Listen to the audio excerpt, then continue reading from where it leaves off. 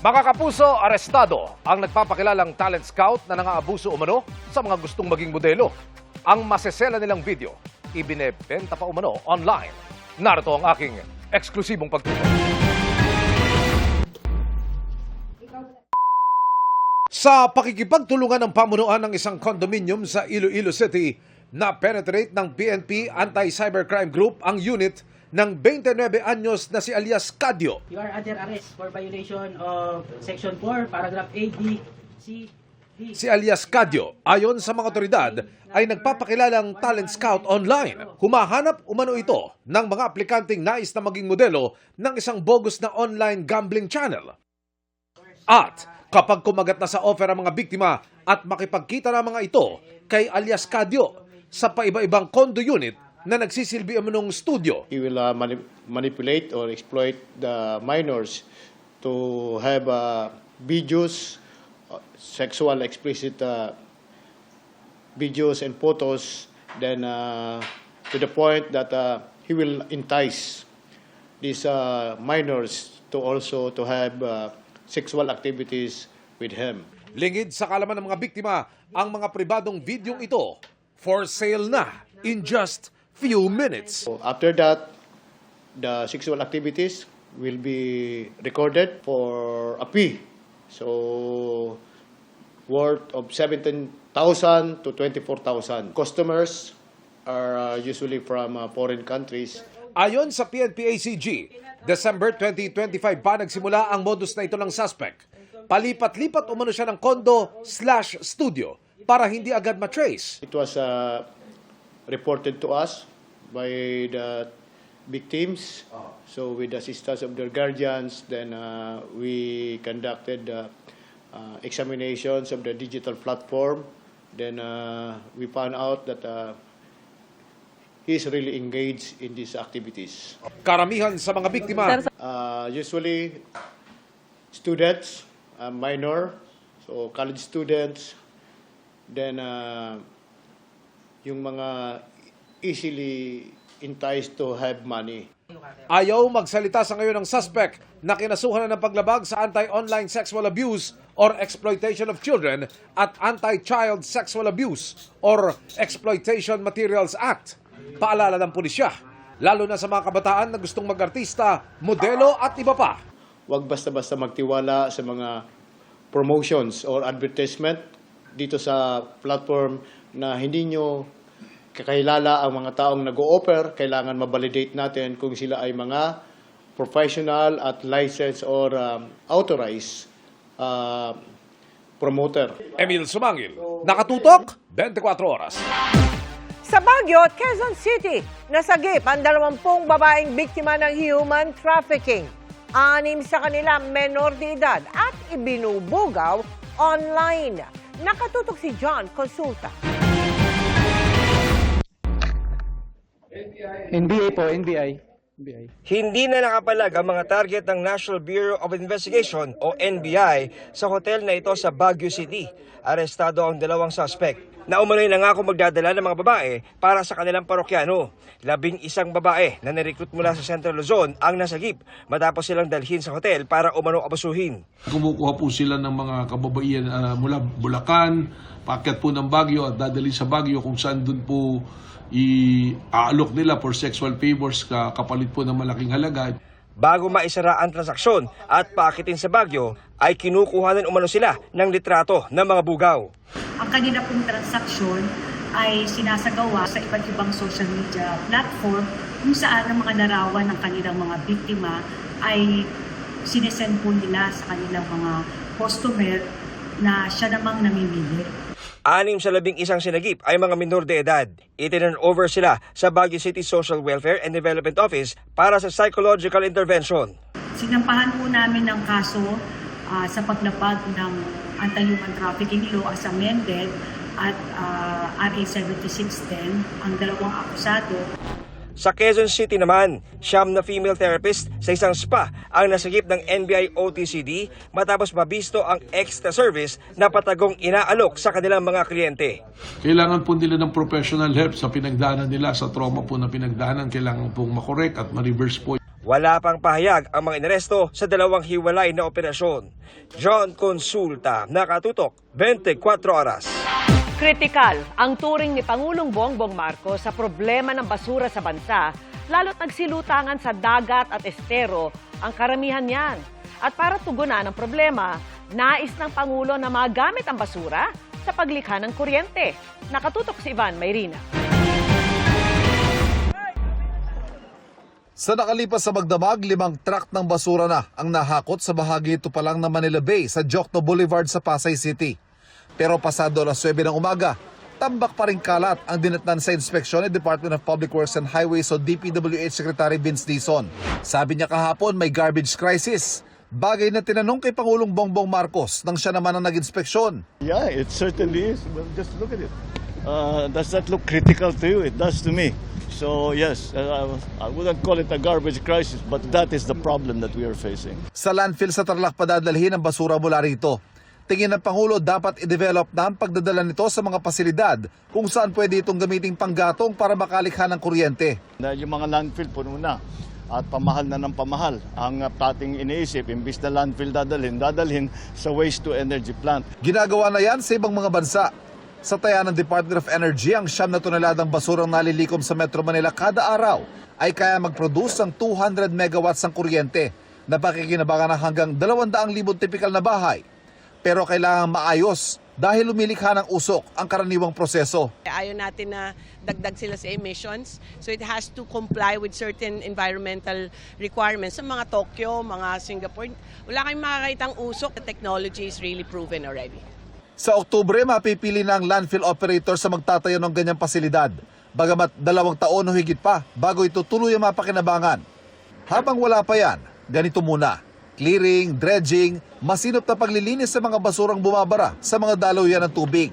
Ang parusa at multa sa pagtatapon ng basura, pabor na pabigatin ng DPWH. Pero preno muna, sabi ng Pangulo, dahil kailangan munang tanungin kung may matatapunan nga ba sila. It's not useful to fine people for not throwing their garbage if there is no place to put their garbage. Wala namang gusto ng mamumultahan.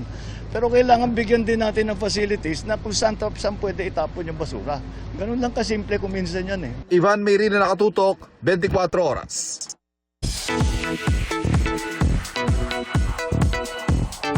Achieve ni Max Collins ang pagiging kontrabida sa The Master Cutter lalo't may mga naiinis na fans sa kanya. Ang ilan nagpapadala pa raw ng hate comments na di dinidibdib ni Max. Pero may bago ring character na dapat abangan sa serye. Kung sino, ichichika ni Aubrey Carambel. Sunod-sunod ang mga pasabog at revelation sa GMA Prime series na The Master Cutter. Nalaman na kasi ni Carla, played by Charlie Fleming, na ang tunay niyang ama pala ay si Mang Delphine, ang tatay ni Atoy, played by Dingdong Dantes. Marami rin ang apektado ng papiliin ni Audrey si Atoy sa pagitan ni Ibiang at Janine. Hindi lang si Ibiang ang nasaktan sa desisyon, maging ang viewers dama ang bigat ng sitwasyon. Kaya naman si Audrey Max Collins, marami raw natatanggap na hate comments. Kailangan may kontrabida sa story, 'di ba? So sa ngayon, kami ni Janine yung kontrabida. Ganun talaga. Sorry po, pasensya na po. Daming galit, daming nagme-message sa akin, ba't ka ganyan sa anak mo? Pero hindi pa alam ni Audrey kung sino ang tunay niyang anak, 'di ba? So pero kung nagkakalabuan ang magtatoy na sina Atoy at Ibiang, si Atoy at Audrey naman mukhang nagkakamabutihan. we'll see kung for long ba yan or for now lang. So sana tumagal yung relationship nila. But we don't know. You have to wait and see. Isa pang dapat abangan sa serye this week, ang bagong karakter na papasok. Gagampanan niya ni Casey Montero na kinailangan daw mag-aral ng Russian accent para sa kanyang role. Heto nga at meron siyang pasample. I am Samir. I am from the country of Zeron. And I don't know if accent is good, but it is what is happening. Excited din si Casey sa kanyang pagbabalik teleserye na kanilang reunion ng kumparing si Ding Dong. I'm super happy to be back working with Dong as a friend and as a brother, and so super happy. And si Max also, it's I was telling everybody sa set ng Master Cutter, so parang walang tension, walang stress. Kung ano raw ang koneksyon ng karakter ni Casey kay Atoy at sa kwento ng The Master Cutter, yan daw ang di dapat palampasin. Ang dami nangyayari. Ang dami nangyayari. So, even sa family namin, like with Paulo and Dimitri, there's also a conflict din there. So, marami pang dramatic scenes coming up. Aubrey Carampel, updated sa Showbiz Happening.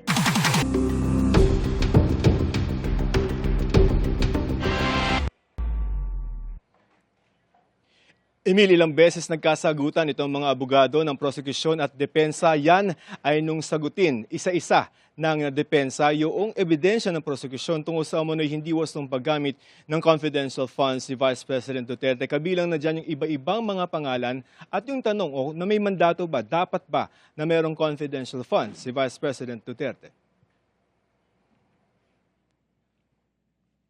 Sa mga naunang ipinilabas ng prosekusyon, nakakaibang mga pangalang nakapirma sa mga isinumiteng acknowledgement receipts ng Office of the Vice President sa liquidation ng confidential funds nito. Binalikan ng depensa ang mga pangalang Mary Grace Piatos, Andy Lim, Patty Ting, Miggy Mango at iba pa. Sa pagtatanong, defense lawyer attorney Christine Ferrer, lumabas na hindi ito sinita ng auditor ng Commission on Audit sa Notice of Disallowance para sa OVP. Wala hong findings si ICFAO on the use of fictitious names or aliases. Nasa notices of disallowance po ba yun? Wala pong nakalagay sa notice of disallowance. Nakikita niyo ba ho yung name dyan na Mary Grace Piatos? Wala po. How about Renan Piatos? Wala din po. Andy C. Lim? Wala po. Patty Ting? Wala po. If the name appears to be funny, does that automatically mean that the name is fictitious? Your Honor, please, the question is misleading. The point of flashing these acknowledgement receipts were not the names. They were flashed because of the manner by which the funds were used. Your For Honor. medicines, Your Honor. Counsel explaining. Attorney again. Gabonan, you have to admit you had fun with the names We had too. so- So That's let her cross the witness based on those. Hindi mo masasabi na porket nakakatawa yung pangalan, peke na yon. Yun ba yung sinasabi ninyo? Parang hindi po ako makakasagot dun sa tanong na ganun.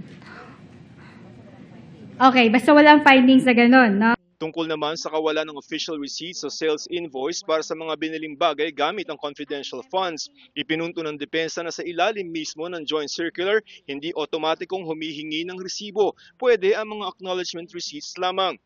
Pero paglilinaw ng COA, humihingi sila ng ibang pruweba para sa ibang confidential na gastusin na walang naibigay ang bise, kundi mga acknowledgement receipts lamang. You can request for other documents, but the joint circular does not say that you should demand and ask for receipts. Pwede bang gamitin ang adequate record sa pagbili ng bagay-bagay? Opo, pwede po. So, tables, chairs, pwedeng adequate records at hindi kailangan official receipts sa lahat ng panon. Depende sa kalagayan at sitwasyon. Pero po kasi, ito po ay nagpe-pertain sa purchases. So, mas sufficient po sa amin kung maipapakita yung sales invoice at official receipts po. Tinukoy ng depensa ang nakalakip sa liquidation itong Protective Intelligence Operation Report kung saan idinetali ang mga aktibidad ng bise at ang pinaggamitan ng pondo para masigurong ligtas ang Vice-Presidente sa pagdalo sa mga ito. Intelligence fusion for the threat assessment and situation update. Ano ho yan? Papasok ho yan sa intelligence or normal work lang yan ng OVP? Sa intelligence. Profiling of participants who will be attending the event provided by organizers. Part 2 ba yan ng normal na function ng OVP? Or papasok ho siya sa intelligence work? Sa intelligence work po. Ibahin natin ang payment for reward at payment for information. Ang payment for reward, yun ang hinahanapan mo ng success. Opo, tama po. Yung payment of information, hindi mo hinahanapan ng success yun. Hindi po. Tama po ba? Opo, tama po. So yung reward, kaya yung reward ang dinisallow at yung information, hindi mo dinisallow yung bayad na yun, di ba? Hindi po na disallow yung purchase of information. Punto rin ni Counsel for the Prosecution, Attorney Lorna Kapunan, bakit ginamit ang pondo dito gayong may sariling Vice President Security Group ang bise na sinusweldohan. Dapat din daw ay kino-ordinate ito sa law enforcement agencies na hindi raw ginawa ng bise. The office of the Vice President has no less than 400 security guards. And if the security guards are being paid salaries, should these salaries be debited or reimbursed from confidential funds? Isa po, yung salaries po, hindi po siya pwedeng i-charge sa confidential fund. May finding ba kayo sa notices of disallowances nyo, both first and second notices, na yung VP-SPG ay nagre-receive ng payments for reward and purchase of information from the confidential funds of the Office of the Vice President? Wala din po. Isa pa sa ipinupunto ng prosekusyon, bahagi ba ng mandato ng opisina ng Vice President at Department of Education na magkaroon ng mga confidential funds? Sa madaling sabi, dapat ba na meron siyang confidential funds? Sabi ng prosekusyon, hindi. Sabi naman ng depensa, ibinigay ito sa bise. Kasama ba sa mandato ng isang Vice President ang confidential operations? Kung base po dun sa nakalagay sa mandato nila, hindi po. Noong 2022, no, the fourth quarter of 2022, alam ho ba ninyo na inapprove ng Office of the President ang confidential funds ng OVP? Base po sa mga documents na nasubmit sa amin, opo, meron pong approval.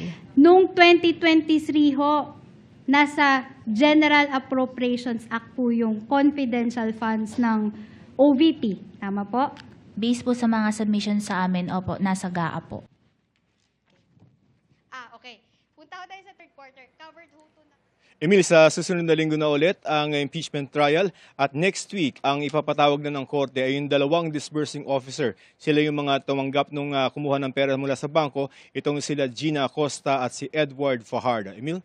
Maraming salamat, Joseph Morong. Binigwasan at tinutukan umano ng baril ng isang nakauniforming pulis ang isang lalaking isinumbong ng isang gwardya dahil may baril umano. Nagpakilala namang pulis ang biktima pero hindi siya pinaniwalaan. Nakatutok si Rafi Tima. Paanong nauwi sa panghampas ng muka ang pagtatalo ng isang pulis sa isang lalaking pulis din pala?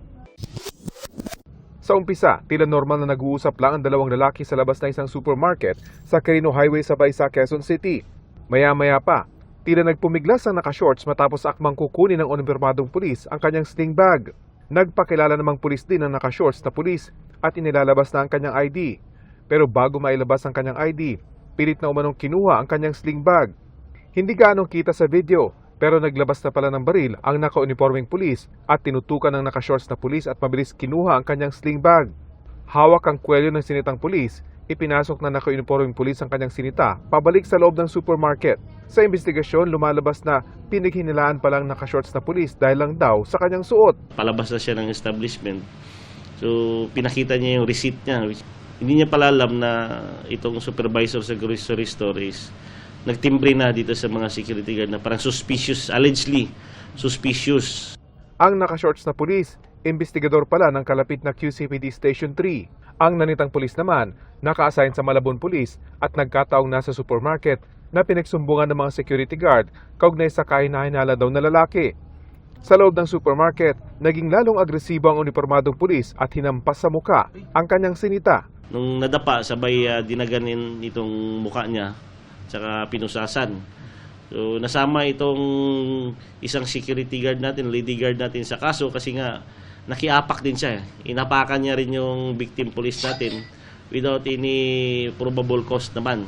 Sa Station 3 na raw nalaman ng naka-uniforming pulis na totoong pulis nga ang kanyang sinita. Kahit man lang may ginawang mali yung tao, is excessive yung force na ginamit mo which is outright naman na mali talaga. Sabi niya, yung paghampas niya is hindi niya na ma-explain bakit niya nahampas during that time. Ipinagtataka naman ng hepe bakit pinaghinalaan ang kanyang tauhan. Inilabas niya ba yung baril niya? Nakatak ba sa baril sa waist niya para makita may bukol? Nang haras ba siya ng bastos? May sinabi ba siyang hindi tama sa inyo? Sabi naman sa akin, sir, wala po. Dahil po sa suot niyang nakaitim siya na jacket, tapos meron po siyang parang bonnet pero hindi naman nakatakip, sa ulo lang. Hininga ng GMA News ng reaksyon ang mga kawani ng supermarket pero wala umano roon ang taong pwedeng sumagot sa mga tanong. Naharap sa kasong grave threat, physical injury at grave coercion ang taga-pulis Malabon. Kung tingin nyo naman doubtful kayo sa identity ng individual, is gawin lang natin yung bagay na dapat nakabase sa police operational procedure natin and nothing more, nothing less. Maga ngayon ang kaliwang pisngi ng hinampas na pulis pero maayos na ang kalagayan. Rafi Tima nakatutok, 24 oras. Mga kapuso, pabugso-bugso pa rin ang malalakas na ulan. Alamin natin kung hanggang kailan ganyan ang panahon kay Amor La Rosa ng GMA Weather Center. Amor! Salamat, Emil. Naku, posibleng hanggang sa susunod na linggo pa ang mga pag-ulan dala ng habagat, lalo po sa bandang Luzon ayon sa Pag-asa. At sa gitna na nagpapatuloy na habagat, may bago na namang bagyo na namuo malapit sa Philippine Area of Responsibility. Isa na itong tropical storm na may international name na nangka at huling namataan, 2,280 kilometers sa silangan po ng extreme northern Luzon. Kumikilos yan pasilangan so paluyo po dito sa ating bansa, kaya hindi rin natin inaasahang papasok dito sa PAR. Pero eto mga kapuso, bukod po dyan and meron pa po minomonitor ang Pag-asa na cloud cluster o kumpol ng mga ulap dito naman sa loob ng Philippine Area of Responsibility. Ito po yan, kita po sa ating satellite image. May chance sa itong maging low pressure area sa mga susunod na araw, pero posible po na papalayo rin naman dito sa kalupaan dahil posibleng pa-eastward o pasilangan din po yung pagkilos. Pero hindi lang po yan, meron pang isang sama ng panahon o low pressure area sa malayong bahagi naman ng Pacific Ocean. Dito po yan na posibleng lumapit dito sa ating PAR sa susunod na linggo. Sa ngayon po ay meron itong medium chance na maging bagyo at posible rin pumasok sa loob ng Philippine Area of Responsibility. Pero may kalayuan pa naman yan, kaya marami pang pwedeng magbago at yan po yung patuloy nating imomonitor. Ayon sa Pag-asa, ang mga weather disturbance o sama ng panahon sa labas ng PAR, yan pa rin po yung dahilan kung bakit tuloy-tuloy yung pagtama nitong hanging habagat dito sa ating bansa, lalo na nga sa bahagi po ng Luzon. Halos papunta po kasi sa mga LPA o mga bagyo na yan, itong hanging habagat, kaya ang tendency po ay dumadaan po yan o nabababad dito sa Pilipinas, kaya tuloy-tuloy rin yung mga pag-ulan na ating nararanasan. Base po sa datos ng Metro Weather, umaga bukas may mga pag-ulan sa ilang bahagyan ng Ilocos Provinces, ganun din sa may Pangasinan, Zambales, Bataan, iba pang bahagi ng Central Luzon, Mindoro Provinces at ganun din sa northern portion ng Palawan, pati na rin po sa ilang bahagi ng Bicol Region. Mas malaking bahagi na ng Luzon ang uulanin pagsapit po ng hapon at mayroong mga malalakas sa pag-ulan sa may Cagayan Valley, ganun din po sa may Cordillera Region, pati na rin po dito sa Ilocos Region at meron din sa bahagi naman ng Mindoro Provinces. Dito naman sa Metro Manila, kahit umaga pa lang, meron po mga pabugso-bugsong ulan na at pwede pa rin maulit pagsapit ng hapon o gabi. At dahil nga po habagat, may mga break po yung buhos ng ulan pero pwedeng may kasunod pa rin kahit po kumalma yung panahon. Kaya tuloy-tuloy lang ang pag-check sa rainfall warnings ng Pag-asa. Sa Visayas at Mindanao naman, mababa po ang tsansa ng ulan bukas. Maliban sa hapon, kung kailan po merong kalat-kalat na ulan, dito po yan sa may Panay Island, Negros Island Region, pati po sa may Zamboanga Peninsula, Northern Mindanao, Caraga, at pati na rin sa ilang bahagi ng Soc-Sargen. Ngayon, kung hanggang kailan nga ba itong mga pag-ulan, pwede pong abutin nga hanggang sa susunod na linggo ayon po sa Pag-asa. May chance ang bahagyang hihina yung habagat sa Biyernes at sa Sabado. Pero dahil po sa posibleng mabuong mga bagong LPA o bagyo sa loob at sa labas ng Philippine Area of Responsibility, may chance ang magkaroon ulit ng enhancement o paglakas ng hanging habagat simula po yan sa Sunday o by early next week. Pwede pang magbago yung outlook kaya tutok lang po sa updates. Yan muna ang latest sa ating panahon mula sa GMA Weather Center. Ako po si Amor La Rosa, serbisyong totoo ng GMA News.